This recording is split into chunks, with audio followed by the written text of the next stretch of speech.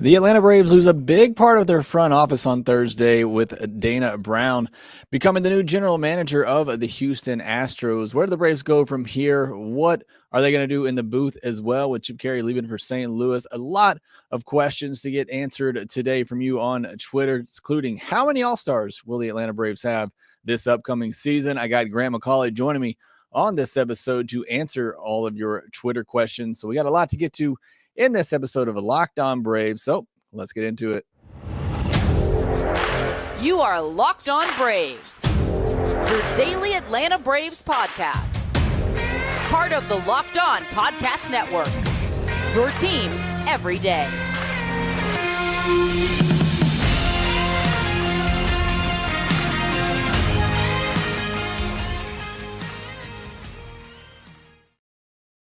Hey, and welcome back to Locked On Braves, part of Locked On Sports Atlanta, where we cover your favorite Atlanta sports teams each and every day.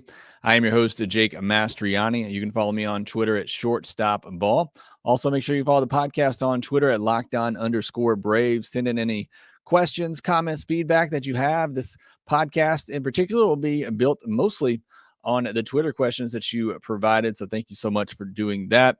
Also, make sure if you're new, you subscribe to us on YouTube. Of over 4,000 subscribers on YouTube now. So again, appreciate all the support there. You're watching this video, hit that thumbs up button. And thanks for making Locked On Braves your first listen of every day. Before we get into this episode, I want to remind you that it's brought to you by FanDuel Sportsbook, the official sportsbook of Locked On. Make every moment more. Visit FanDuel.com/LockedOn today to get started. And we got a big episode for you. We got Grant McCauley joining the podcast, talk about the Dana Brown news, Chip Carey news as well, and get into your Twitter questions. So with that, let me bring Grant in. Grant, glad to have you back. Yeah, thanks for having me. Been a hot minute, but we're getting minute by minute that much closer to spring training, and we got a lot of news to talk about for middle to late January, I guess. Yeah, I was going to say, we've been getting together, about every 2 or 3 weeks. Next time we get together, yes, we're going to be talking spring training here. It's getting close. It's not too far away. Getting really excited for that.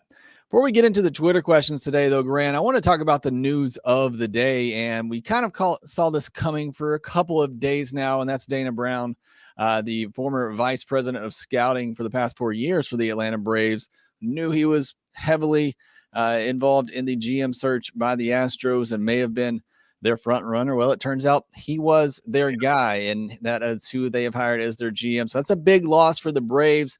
Been a part of some really key drafts for them recently. Guys like Michael Harris, Vaughn Grissom, Spencer Strider, Shea Langoliers, obviously this most recent group as well. And we got several questions on this, so I just wanted to go ahead and kick it off with this. Questions from Ramsey Latimer and Gus.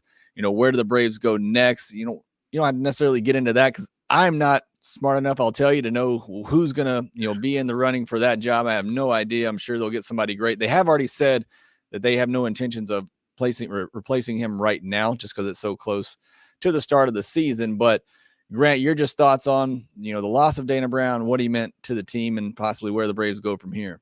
Yeah, I mean, first and foremost, I think if you spend enough time around people and you get to know them and you see them get a great opportunity like this, I mean, congratulations to Dana Brown because, I mean, how many guys get the opportunity to be a general manager of a Major League Baseball team? Not altogether that many. So a big feather in his cap, a big opportunity for him. And, of course, we know the Houston Astros are a club that has some very high expectations when it comes to October and November baseball, as the case may be. So a great opportunity for him.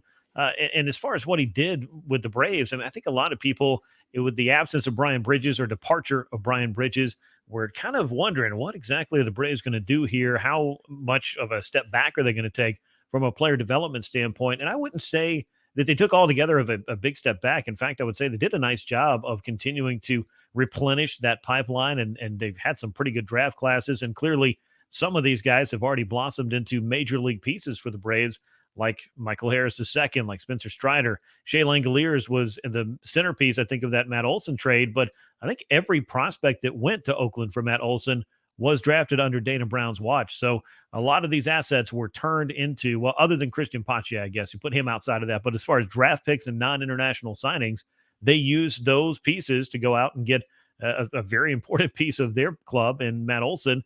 And then you saw, again, what some of these guys have done. So I think some pretty nice draft classes.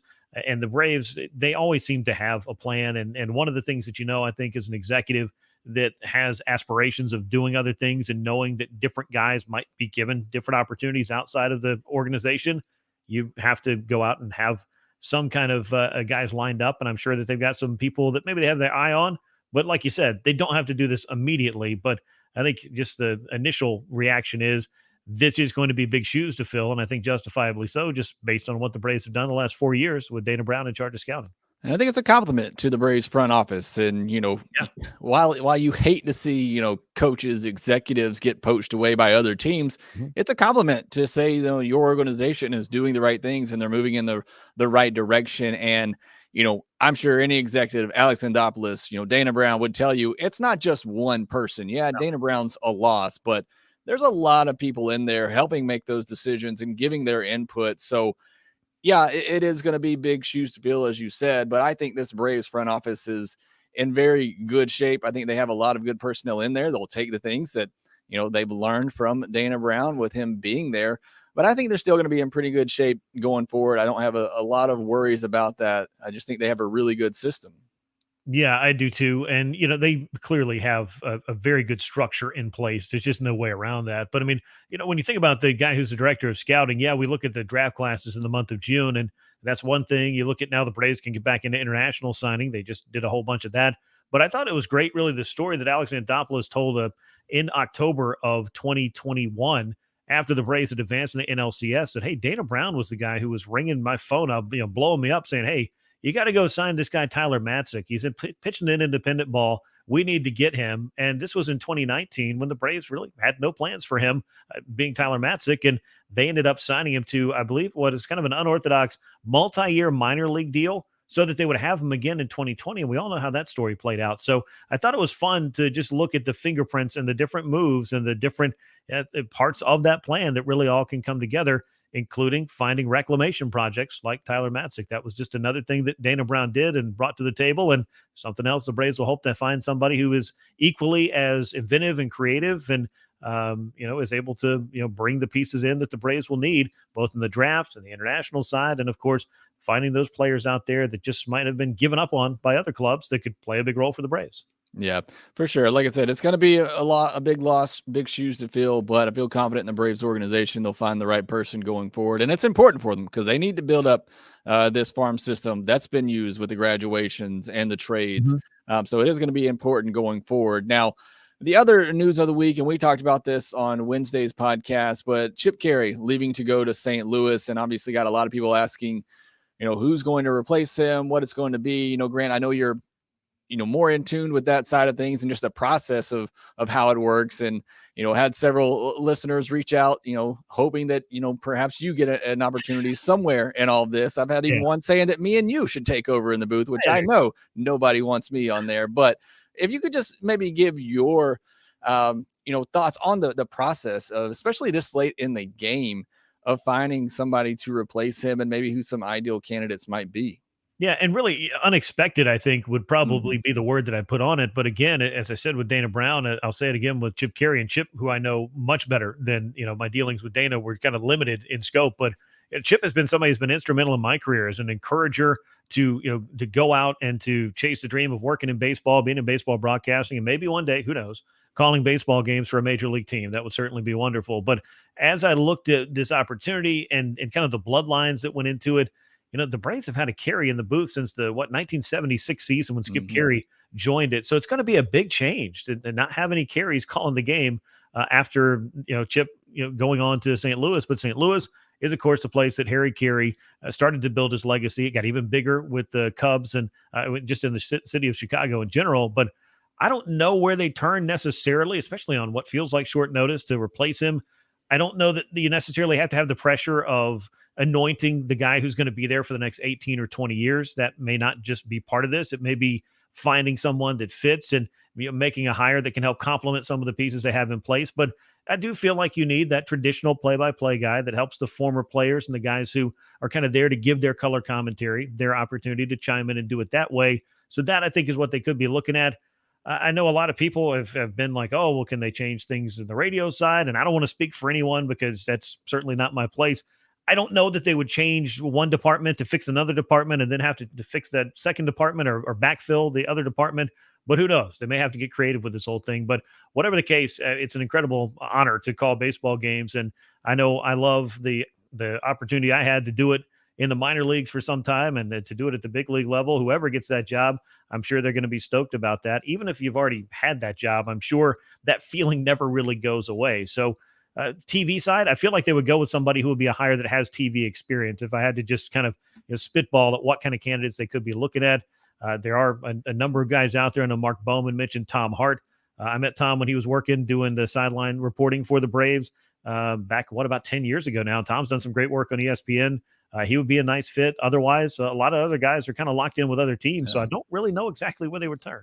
Yeah, that was kind of what I talked about the other day. You may not get a permanent solution this year. It may just kind of be a revolving door throughout this season because it is so late in the game. But I do agree. I think eventually at some point, they need to get that, play-by-play guy, TV type announcer, because it's your voice of summer. A lot of people, bring in the game through television, and that's how they take it in. And it's very important to them. Had a lot of people in the podcast on Wednesday reach out that they love Chip Carey. They're going to miss his voice. And I like the story that you shared as well on Twitter about your experience with Chip Carey. If you haven't had a chance to go read that, go do that. It's a really good story kind of behind the scenes there with Chip Carey and the type of influence and person that he is. So will be a big miss for sure. Just looking forward to see who the new voice is on TV for the Braves.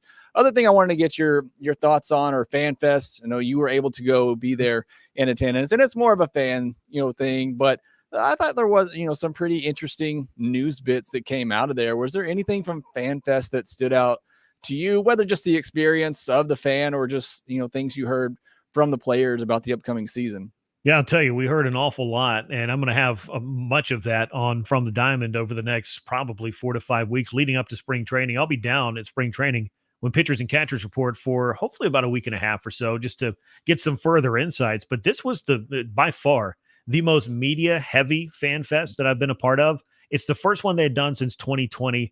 When they did that one, I was hosting a pregame or a show for the day for 3 hours with Ben Ingram, and they were bringing us plenty of guests when you're doing a live radio show. But when I'd covered it before, 2018 and prior, it was really just much more laid back, and they'd bring guys in here and there, and you'd talk to 6, 7 players, and that was kind of the scope of it. But they brought 8, 9, 10 players in, and they sat down for full media sessions, and we got to really run the gamut of everything from the departure of Dansby Swanson and where the Braves feel like they are with Vaughn Grissom hopefully stepping into that role. I thought the comments of Travis d'Arnaud were really interesting and were kind of echoed by some of the veteran players, including Austin Riley.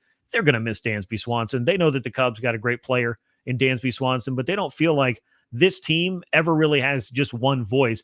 Different guys play a different role at different times during the season. It kind of feels like, and kind of what I was curious about and what I kind of heard from the players is the leadership is kind of a little bit like a baton, or it's links of a chain, and that's where they feel like they're able to be at their strongest. So departure of Dansby was big news. Vaughn Grissom, he seems to have the right attitude to come in, and he knows that this is not a job that's going to be handed to him. He knows it's an opportunity he's playing for and wants to win, hands down, that starting shortstop job. Obviously, none of the guys were happy about the early postseason exit.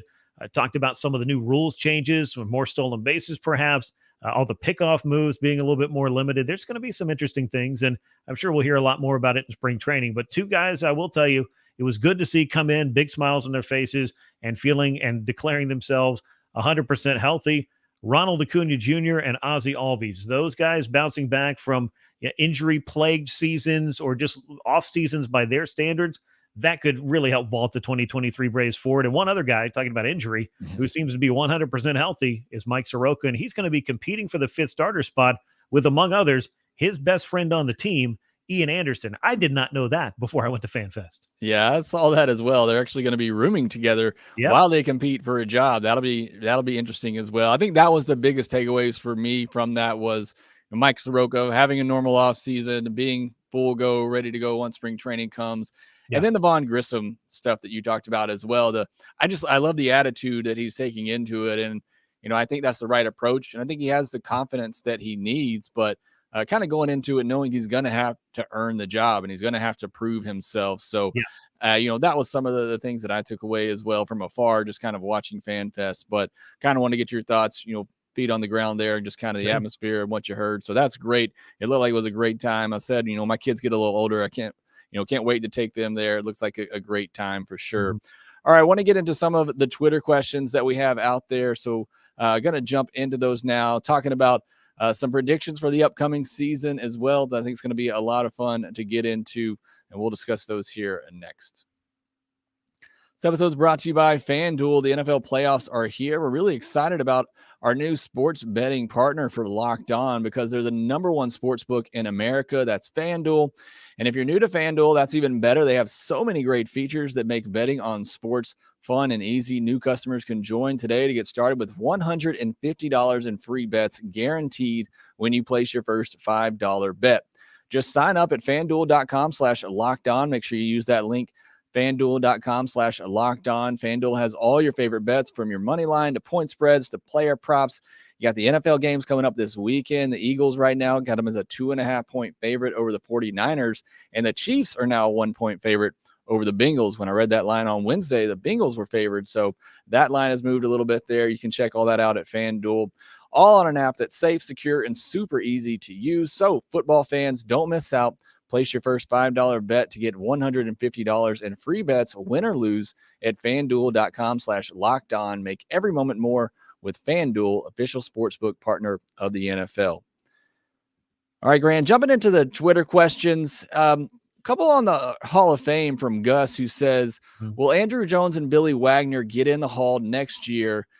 And what current Braves do you think can one day make the Hall of Fame? A good question from Gus there. Yeah, very good question. And I think that the trends that we saw, voting trends for Billy Wagner and for Andrew Jones, even for Gary Sheffield, who's moving into his final year on the ballot next year, it's going to be tough for him to get 20% to jump up from the 55% that he rose to. But each one of those guys saw at least a 15% bump this year. And you think about how far Andrew Jones has come from 2018 and 2019, for that matter. When almost got kicked off the ballot. Just over 7% of the vote. I think it was, I went back and did the math, 11 or 12 votes away from falling below that 5%, which is what you have to remain on the ballot. And we've seen a lot of guys. I mean, Kenny Lofton fell off, I think, after 1 year. Lou Whitaker fell off after 1 year. I think Tim Hudson might have made it into a second year, but those first couple of guys, I think, are going to have Hall of Fame candidacies that the Eras committees are going to take a really close look at, and maybe Huddy as well. I don't know. If you're talking about Mark Burley having a Hall of Fame case, I don't know how you can't look at Tim Hudson and say he's got as good a case or better. But anyway, Andrew Jones, I think it might not be next year, but I think that by 2025, he's going to find his way in. As far as Billy Wagner, I think anybody that's gotten to the 68% at the very next year, they usually make that jump, or they always make that jump if you've gotten to at least that level. I saw that a couple of different places by some guys who cover the Hall of Fame pretty regularly. I think Jay Jaffe was one of those, or at least he retweeted it. And so I would take that as an endorsement if you're Jay and you do as much of the Hall of Fame as he does. And Jason Stark wrote a pretty good column about this as well. It just seems like these guys are on a trajectory to get there now. And it's crazy to think for Andrew. I mean, the crowded ballot was one thing, but I also feel like if Andrew Jones were playing his career, two things. At this time where there's such a light on analytics and the advanced metrics and the defensive value, I think that his career would be looked at totally differently. The second one I would say is keeping in mind that this guy came up and basically played every day from the age of 20 to, 31, 32 before he started to really decline. Yeah. I mean, this was a guy that had an incredible 10-year peak and has, really, if he had come up, say, at 23, 24 and had been aging out in his mid to late 30s like most guys were, instead of kind of starting to fade in his early 30s, maybe he'd be looked at a little bit differently. I just can't help but think that. I know the 254 batting average isn't knocking anybody down, but if you're allowing Andrew Jones's batting average to take away from what he gave, particularly the Atlanta Braves, and really showed all of baseball for a decade worth of Gold Gloves and 430 plus home runs, then you are missing the boat on the value of one of the most dominant defensive players at any position all time. Long story short, I think Andrew Jones gets in. If not next year, then the year after. I think Billy Wagner gets in next year. Yeah, I do as well. And look, my argument for Andrew has always been simple. If Ozzie Smith is in purely on defense, and he is purely on defense, and he is the greatest shortstop defensively, Andrew Jones to me is, if not the best defensive center fielder ever, at least one of the top three. Yeah. And I think he needs to be in on that alone, not to mention the 400 plus home runs as well. Yeah, and when you're on a list and you're talking about greatest defensive center fielders of all time, really, who's the other name that you hear? The one other name that you hear? Willie Mays, Willie or Mays. King If you're Griffey on a list, Jr. yeah, well, if you're on a list with Willie Mays as far as defensively speaking, I mean, Griffey was great too, but I just don't think he Yeah, was transcendent defensively. What he was transcendent offensively. He's one of the greatest baseball players of all time, and he has a different look. But if you're judging Andrew by King Griffey Jr., then yeah, he doesn't look like Jr. He didn't have the lofty batting averages, the MVP seasons necessarily, though he did win a Hank Aaron Award and has the Braves single season home run record in a franchise in which Hank Aaron played for, which I think means a little bit of something. And again, it was the way that he went about that defense, just an absolute master class. I tweeted a few videos. I don't know if you saw those the other day of Andrew robbing a 3-run double in the right center field gap, ending a game with a diving play in the left center field gap. And then, of course, I had to cap it off with a cherry on top, which is that ridiculous Spider-Man catch where he just stuck to the wall, bounced off like this is a thing I do. I've never seen anybody do that before, and I haven't seen anybody do it since. Eat your heart out, Willie Mays. Exactly. That is, I watch those videos and I love seeing them every time. And what I love is by the time the camera angle pans from the batter to center field, Andrew Jones is in full sprint, like on the move, like the best jumps that you've ever seen. It truly is ridiculous. Now, the other question you guys had, what current Braves do you think can one day make the Hall of Fame? I think it's too early to say. And I know he's asking us to project. Obviously, Acuna, I think, is the most talented Braves player. And if he has a long career and produces like he is, I think he's destined for it one day. I'll say one current player that I think gets in the Hall of Fame in a Braves uniform is Freddie Freeman. I think he's the most likely. I think he has a couple more years like he has had recently. I think he gets in, and I think he goes in as a Brave. Yeah, I was about to say it's hard to, you can't really look at Ronald Acuna Jr. and be able to project it necessarily because, I mean, there are a lot of players that in their 20s that come up, they're a phenom, they're among the best players, but injuries and different things kind of tell their story. And Ronald has a chance right now at the age of 25 to get his career back on track. And the sky's the limit for this guy. It's hard to say future Hall of Famer about anybody at that age, but I'm not going to not say it either because I do think he is that good as far as talent's concerned. But yeah, Freddie Freeman is on a Hall of Fame trajectory. I think that there was a article I saw of current players and like what tier of Hall of Famer that they really are. I mean, you know that Mike Trout, Clayton Kershaw, Max Scherzer, some of these guys are, you know that they're automatic. I think Freddie has started to move into, if not that tier, then the one right below it. And I think Paul Goldschmidt's there. There's a whole bunch of, Miguel Cabrera would be in that top tier as well. He's going to go in the Hall.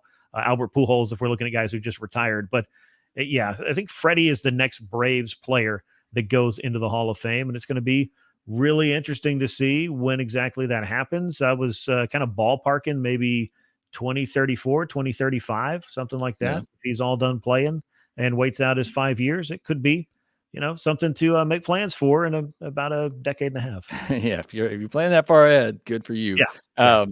Other kind of topic, and this is kind of newsworthy today as well, is the pending bankruptcy for Bally Sports. Somebody had, we had questions on that as well, and I don't know if from the media side of things that you know more about that than hopefully I do. But the question in particular from E Gold, he said, "Do you guys have any idea on how Bally's potential bankruptcy might impact how if we can or can't watch Braves games?" So I didn't know if you had anything that you could share on that.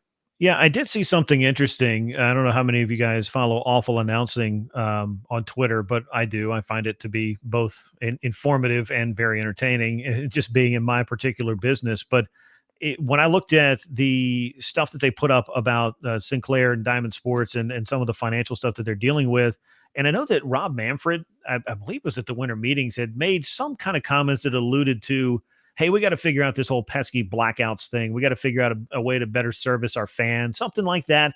It was kind of cryptic at the time, but now if you look at, some of these contracts these RSNs have for paying rights fees, are those going to be paid if they enter into Chapter 11 bankruptcy? I don't know. I'm not a financial expert, but the more and more that I look into it, it'll be interesting to see the financial ramifications and the ripple effect that could very well have.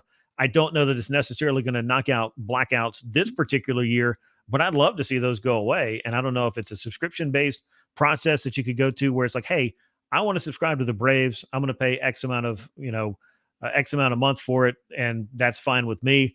of course, a lot of us or a lot of people, that were kind of cutting the cord for cable and going to all these streaming options. But now the streaming options are more expensive and everybody's got a streaming platform. So why am I not just paying for cable if I'm paying for 17 different streaming channels? I don't know, or streaming services. The whole thing's very convoluted, but it would be to Major League Baseball's great benefit and to the benefit of the fan to figure out a way to cut through some of that nonsense and get their product in front of as many eyeballs as possible. That is how you maintain and grow the game. Yeah, I mean, I've been a subscriber of MLB.tv for a decade now, and I've never been able to watch a live Braves game through that app. I think that's something that frustrates a lot of fans. But yeah, I don't necessarily know the impact. I do think that the Braves were supposed to get a big boost in revenue starting this upcoming year, and I don't know if that's going to happen now or how that plays out. So certainly something to keep an eye on for sure. Also from E Goldie says, what one player on the current Braves team would you love to hang out with for a day? What would you talk them into doing? So I don't know about the last part, but the first player that came to my mind is actually Spencer Strider. I just think he's an interesting character. And I always go back and reference the Fangraphs article that he did where I just loved his thought process on pitching and the way that he approaches it and how he thinks so deeply about it. So I'd love to sit down with him and just have a deep talk about, pitching and the movement on his pitches and how he attacks hitters. So I just think he's a very interesting person. As far as what I would have him do, I don't know. I'd probably see if I could stand in the box against him without crying like a little girl. But yeah, I think he'd be somebody that I definitely would love to hang out with for a day. Yeah, you're a braver man than I am if you want to step in the batter's box with anything short of a maybe crazy wearing hockey gear. Yeah, maybe you put the L screen in front of you and let him throw. But either way, it would be very cool. And Spencer Strider has just this amazing, outlook. It just seems like this guy shouldn't be in his early to mid 20s. He seems like somebody that's just kind of like very polished and very, well traveled, if you will. He just seems like he's wise beyond his years.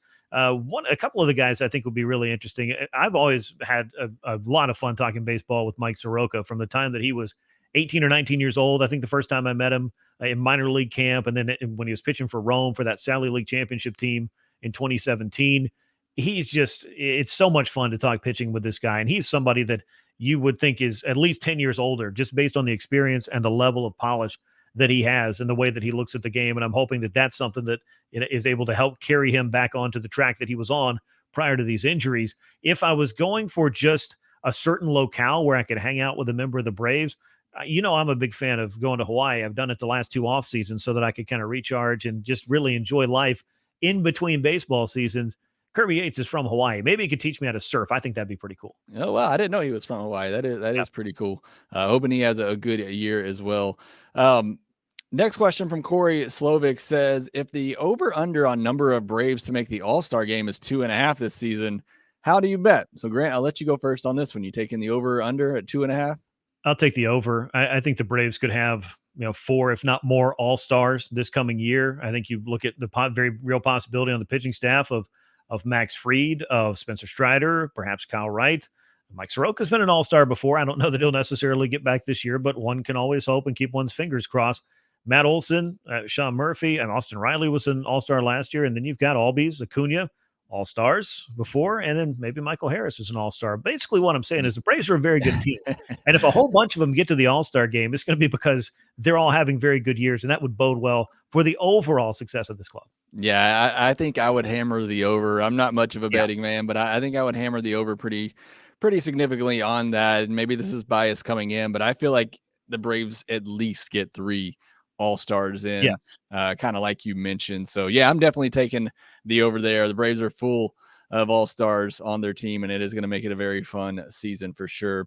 Chris Schaff says, can you and Grant be part of the Braves broadcast booth? Thank you for that, Chris. But the question was, do Minter and Iglesias share the closer's role, or is it primary Iglesias? I think it's Iglesias' job, and not just because he's the highest paid reliever that the Braves have, though that usually hints at who's probably going to get some very important outs, but just the way that it's lined up. And I know Iglesias came over and basically threw mostly in the 7th, sometimes the 8th, but without Jansen around and with the most closing experience. I mean, you just want somebody that that can come in and they can get the job done, which is a little bit different than the thinking of maybe Will Smith wasn't the Braves quote unquote, best reliever at any time in which he was wearing a Braves uniform, but he could handle that job. And you have just this great supporting staff, including AJ Minter, who can get you some very big outs in order to get to it with Iglesias.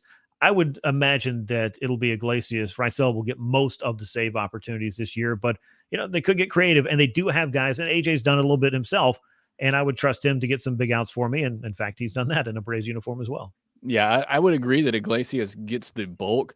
But again, like you said, there are guys in here that can get the job done. And if Iglesias needs a break, a mentor could step in. A Joe Jimenez, could step in. They have guys that can come in and do it if need be. But I do think Iglesias gets the bulk of. I'm going to go to the chat for just a second. Joe Me with the over-under says 100 wins for the Braves. Which way are you going? This one's a little bit more difficult for me. 100 wins is not an easy thing to do. I know the Braves just came off a 101 win season, but 100 wins, that's a high mark. And with the tough division the Braves are in, Grant, I'm probably going to go under on that one. Yeah, if I go under, it's not because I don't think that they can get there. It's just, is it likely? I mean, just looking at the Braves history, if I'm not mistaken, and in fact, I'm sure I'm not, 2003 was the last 100-win year for this team before last year. And they needed all 101 wins last season to be able to hold off the Mets, including that stunning sweep at the end of the year to take the division away from them. But I don't know that you have to have 100 wins to win this division, but I just feel like the talent that's in this division, it would certainly go a long way. It would certainly help. But we know we have that balanced schedule, or that new schedule this year, where you see everybody in Major League Baseball for the first time ever. That, I think, is going to be fun. And that is going to maybe introduce a little bit of a different dynamic to how exactly the season plays out, because you don't get 19 games against each team in your own division. So the Braves don't have to play the Mets 19 times, the Phillies 19 times. You're not as worried about the Nationals. The Marlins, I think, will be plucky at times, but you don't have to go against the Mets head-to-head in the way that you did last year. Though, if they didn't have that head-to-head late in the season, who knows how that would have played out. Yeah, and it could make it 100 wins easier or harder, depending on your division. I mean, like you said, the Braves don't have to play the Mets or Phillies many times. They get to play the Pirates, the Royals more times now. So, yeah, for a team like the Braves in a tough division, it may help them get to 100 wins. But still, that's a high watermark. Like you said, doesn't happen very often. So I'd probably still take the under on that. William Fulgham says, we know Soroka has the inside track to win the fifth starter. I think Elder has the most upside for the future. Braves only have two pitchers beyond 24. What are your guesses for filling their roles? So more so asking, beyond 2024, when Max Fried becomes a free agent, what is the outlook on the starting rotation for the Braves? You got Strider, you got Kyle Wright, Bryce Elder potentially as well. And you still hope to extend Fried, but there are some questions beyond the 2024 season for what the Braves starting rotation looks like. There are, and I know that a lot of us look at Soroka and think, man, I want him to be the fifth starter because, what a story it would be and what a talent this guy was before he's injured. If he comes back and he's that guy, it makes the most sense. But I would say, Ian Anderson still has a role to play here. And I would tell anybody that looks at the Braves starting rotation and you love that front four, you are trying to figure out who the fifth is, but you're going to go through more than 5 starting pitchers over the course of 162. That's just going to happen. Guys are going to get called up for a different variety of reasons. Injuries could change the plans. Who knows what could go on? So I think that the Braves have some pretty decent depth there by having Anderson and Elder competing with Soroka for that final spot in the rotation. Who knows what kind of other moves they could make in season to maybe look for a veteran, or even the kind of move that they did in 2018 or 2019 with Anibal Sanchez when they went out and got him off the scrap heap and he had a career resurgence. You never know. So every once in a while, you might find one of those. I wouldn't necessarily book that kind of move over Mike Soroka or Ian Anderson, but stranger things have happened. But again, I mean, not to belabor the point, but I still think Ian Anderson has a role to play. So if you are projecting out beyond over the next 3 or 4 years, one of the great stories for the Braves would be that Ian Anderson is able to figure things out and get back on track himself after a real down year in 2022. I know he's been working hard. He was in that pitching laboratory over at Wake Forest, trying to kind of really refine himself and be ready to hit the ground running in spring training as well, because he knows he's got to fight for a spot in rotation this year. Yeah, I mean, a guy that's had so much success on the biggest stages, in Major League Baseball, you can't just give up on that. But there are some changes and adjustments that he needs to make. And I think the other part of this is, we're talking 2 more full years away. The Braves have a lot of good pitching prospects. They're young, they're somewhat unproven at the higher levels, but AJ Smith-Shawver is a pretty high upside arm. The guys they just drafted, Owen Murphy and J.R. Ritchie, high schoolers, years away, but some talented arms. Cole Phillips, another guy they just drafted. Spencer Schwellenbach from a couple drafts ago. I mean, 2 years from now, these guys could be knocking on the door, ready to step up for an opportunity. So I think that's big as well. You have to hit on these guys in the draft and hope that they're ready to take over. I mean, that's what the Braves, when they did this whole rebuild, they went out and got a lot of pitching. It's been a lot of position players who have come up and stuck, or was able to stay here. But it was also that, they went out and got a lot of top talent pitching, hoping to hit on some of them. And they've gotten some good success with those guys. So you're also hoping to kind of retool at that position as well. JJ says, I think people are automatically assuming Travis d'Arnaud playing DH most every day is false. I doubt Snitker would use his only backup catcher in such a way. I expect Ozuna and his combination of the rest of the outfielders to get the most DH opportunities. Grant, I've had this discussion in the offseason as well, because I think Travis d'Arnaud is the best option at DH right now. I think he's the best hitter of non-starters, but I do think Snitker tries to maybe shy away from using him so much, especially early on. I think he gives Ozuna a chance, and he gives, Hilliard and Luplow, those guys, a chance at the DH. But how do you think that Snitker will handle Travis d'Arnaud? Does he get 20, 30 starts in the DH position this year, or does Snitker, is he more hesitant to use, his backup catcher that way? Yeah, I think that the Braves plan this year, and they really kind of moved into it more begrudgingly last year, but then it was really hard to keep William Contreras' bat out of the lineup, and then conversely, to keep Travis d'Arnaud's bat out of the lineup. And I think if Ronald Acuna Jr. hadn't had to DH so much, we might have seen more of both of those guys on days that they weren't catching it. So I think that the Braves have warmed up to the idea. And I know that when the Sean Murphy trade happened, that, Alex Anthopoulos and Travis d'Arnaud discussed it. And the indication was, and from what d'Arnaud said at FanFest, look, whoever's not catching might be DHing. And by being able to do that and by being able to share the load behind the plate, it should keep us fresher at the time we need to be, which, of course, is through the dog days of summer and into the fall, and feeling like they're getting to the postseason and are not completely and totally worn down, where we saw what Travis d'Arnaud had to catch every single inning of their run through the playoffs in 2021. So they're not in a position where they're going to have to do that again, because they do have an all-star caliber catching duo in these two. And I think that they're going to split some DH duties because, and I know we might get into the Rosario and Ozuna thing. You hope that those guys bounce back. I think that my hopes are more so on Eddie Rosario being able to bounce back, because he's had success more recently than has Marcell Ozuna, who has basically had 2 lost seasons. And he's got to show something, I guess. But I just don't know that you're making plans around Ozuna when it comes to winning. The money might keep him on the roster, but I don't think it necessarily guarantees him more at-bats at DH than either d'Arnaud or Murphy or Rosario or perhaps Jordan Luplow. We'll see. Yeah, I just have a feeling, inclination that they're going to give Ozuna a chance early on, and if it's not working out, I could see them just letting him go. Because at this point, I agree. I think he's here because of the money, and I get it. That's a lot of money to just cut away, but I honestly don't know what other reason why he's still on the roster at this point. I'm going to go to the chat section now. Joe Me has a couple in here about Dana Brown. He says, I trust Alex to replace Dana, but it is a big loss. Interesting to see if this changes the draft philosophy. Are we still going to be super heavy on pitching? And then Joe also said, and I wanted to note this, also wonder who all Dana poaches from our scouting department. I'm sure he will want some of his people, which is a good thought as well. I talked about earlier, it's not just him. There's a lot of good people in that system, but he may take some of them with him. So a couple of comments there that I think very good from Joe Me in terms of what is the philosophy going forward in the draft for the Braves. They still pitch heavy, and who could Dana take with them?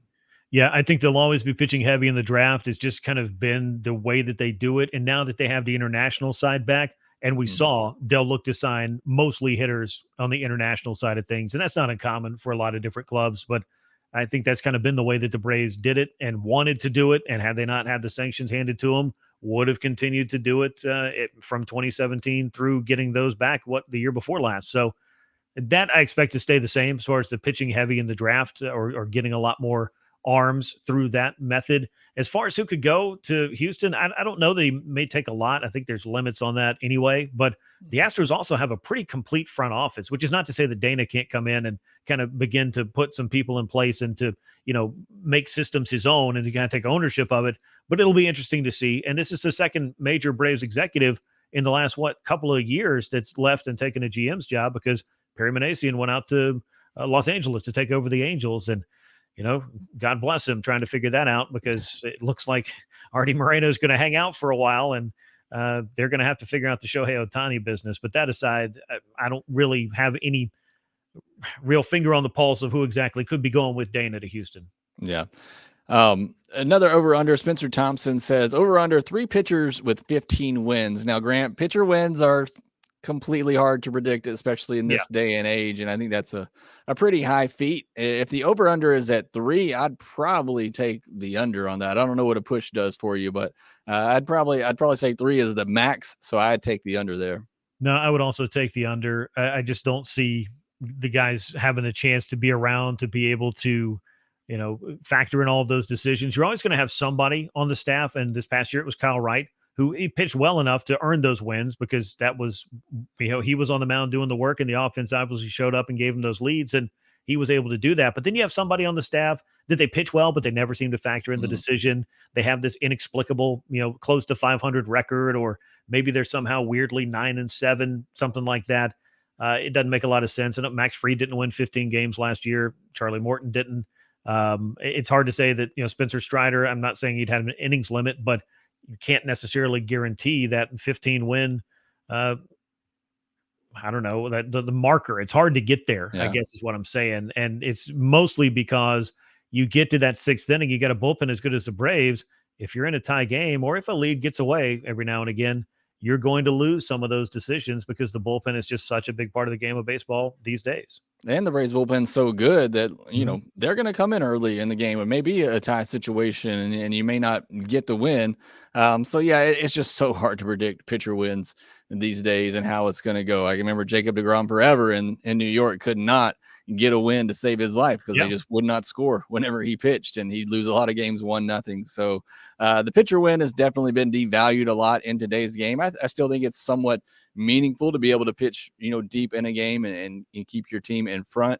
But it is so hard to predict in today's environment, for sure, with the bullpenning. A couple of questions on Ronald Acuna Jr. Heath Johnson says, is he 100% on opening day? I believe the question for that right now is yes. And then Austin Reed says, curious how Acuna had the okay to play for Venezuela recently, but not cleared yet for WBC. I don't know if this was addressed at FanFest or not, Grant, but I'm pretty sure this is more to do with the timing of when the WBC is compared to the Venezuelan League. Yeah, it has to do with the timing of it happening in the midst of spring training. Of course, there's a health concern too, if you're going to be gone for that long. And you can't wrap these guys in bubble wrap. They can get hurt doing a variety of different things. I mean, Ronald got hurt leaping for a fly ball in the outfield. It was a fluke freak injury, and those kinds of things happen, and it could happen at any point. And knock on wood, hopefully it does not. But I just feel like that was kind of the thing that deterred the club and ultimately Ronald from playing in the WBC. I'm sure he would like to, all things considered. That's what he said at FanFest. But from a medical standpoint, trying to get back to a fully healthy season, which last year was a good step in the right direction. He wasn't on the injured list for long periods of time, but there was a lot of aches and pains and trying to get himself, back to normal. So him playing winter ball in Venezuela, I think, I don't want to say it was a compromise, but it was something he wanted to do. The club wanted to allow him to do that. But having done all of that, I think they'd like to have him with a normal spring training, be able to monitor him, be able to have him ready to go so that they can go out and win a World Series. And Ronald's is aware of as anybody is, he didn't get to play in the last World Series. He wants to play in the next one. If they're going to win another one, he's going to be a big part of it too. I certainly agree. Look, I would love to see him in the World Baseball Classic, because it's a fun event that I enjoy, and as a fan would love to see him in there. But I get it from a Braves perspective. They need a healthy Ronald Acuna Jr., and they need to see him in spring training to manage that workload and get him ready for a full season so that he can be the best that he can be, which hopefully ends in an MVP season. All right, that'll do it for this episode of Locked On Braves. Thank you so much for the questions submitted, whether on Twitter or in the chat section. Thank you to Grant for joining me. Make sure you follow him on Twitter at Grant McCauley. Again, thanks for making Locked On Braves your first listen of every day. Now go make your second listen to Locked On MLB podcast, where MLB expert Paul Francis Sullivan brings humor, passion, and a unique perspective talking about the biggest stories from around the league. Again, thanks for listening. Be sure to follow us on Twitter at LockedOn_Braves. Follow me at ShortstopBall. Make sure that you rate, review, and subscribe to the Locked On Braves podcast wherever you get your podcast, and we will talk to you next time.